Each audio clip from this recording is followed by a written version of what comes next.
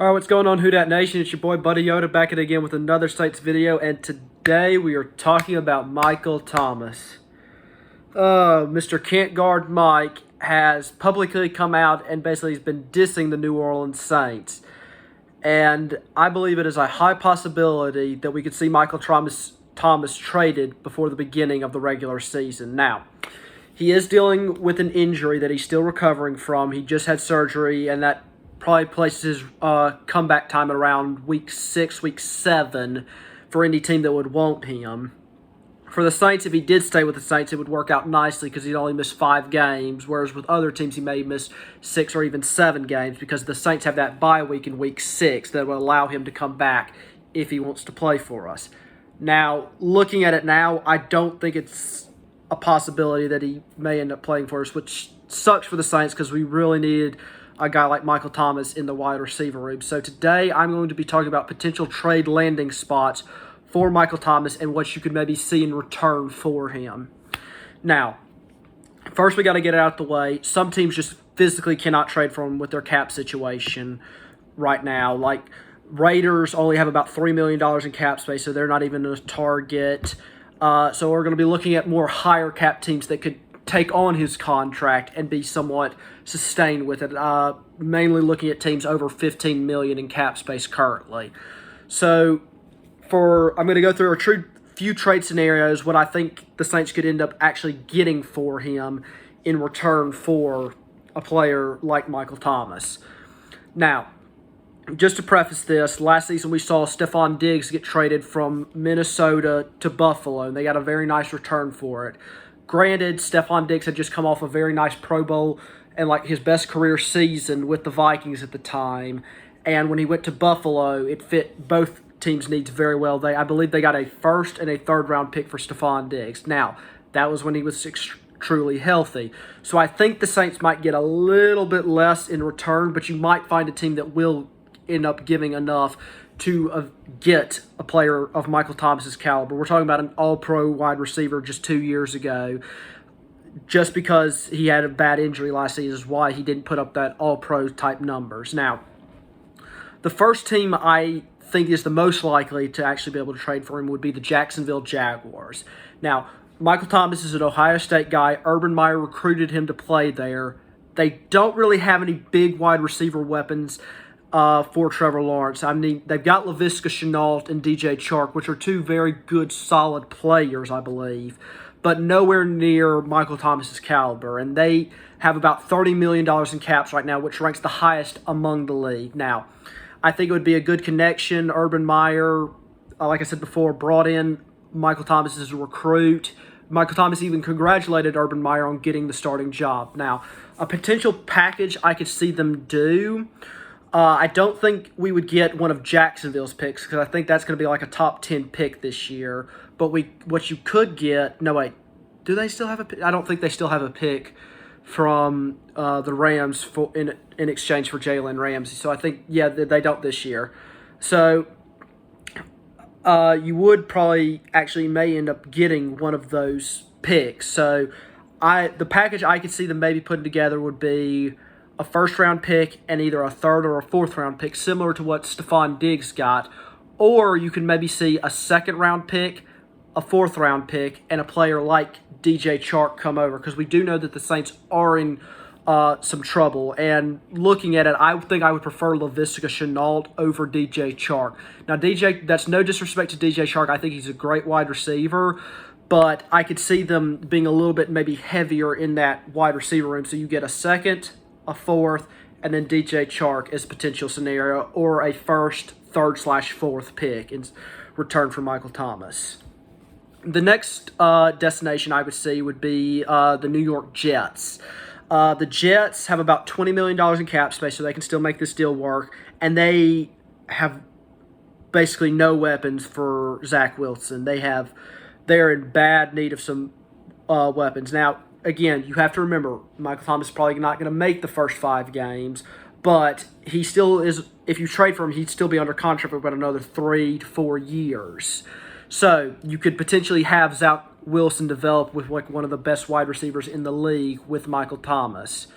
And So a potential trade you could see for them would be like I said before, a first round pick just from the Jets would be pretty good. I still have the Jets going about 4-13, 5-12, around that. So you probably still get around a top 10 pick for Michael Thomas, which you could load back up. You could also maybe get first round pick and try to see if they want to give you Denzel Mims.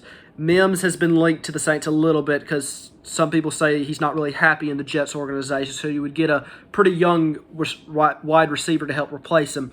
Do I think they'll get him? No. So I see them more getting a first and a third round pick or fourth round pick from the Jets.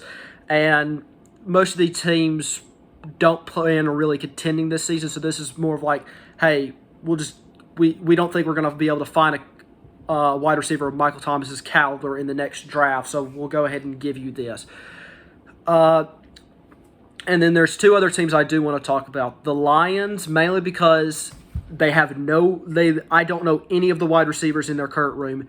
Dan Campbell is their head coach now, and if you know, he came from the New Orleans Saints as their tight ends coach, so he does have that New Orleans Saints connections.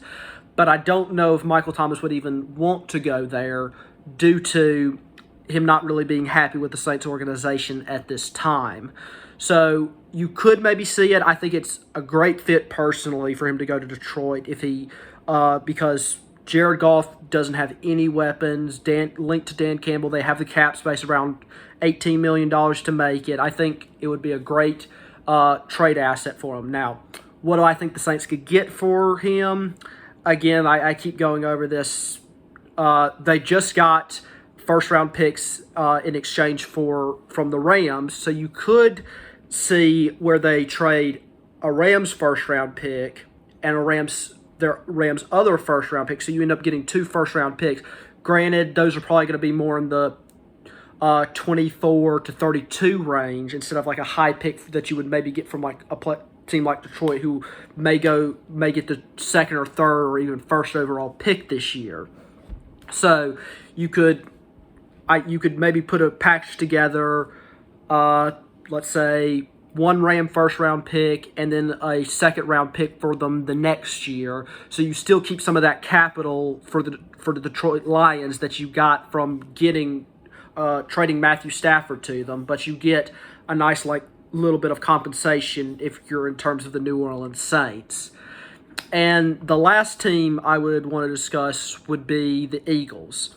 The Eagles, their wide receiver room is constantly injured. If it just came out that Devontae Smith got injured again, it wouldn't be an Eagles season if their number one wide receiver wasn't injured. But I think Michael Thomas and Devontae Smith would be probably one of the best wide receiver duo in the league. It would help Jalen Hurts' development. Granted, Eagles are somewhat linked to trying to get Deshaun Watson right now, so I don't even know if that's even possible for them.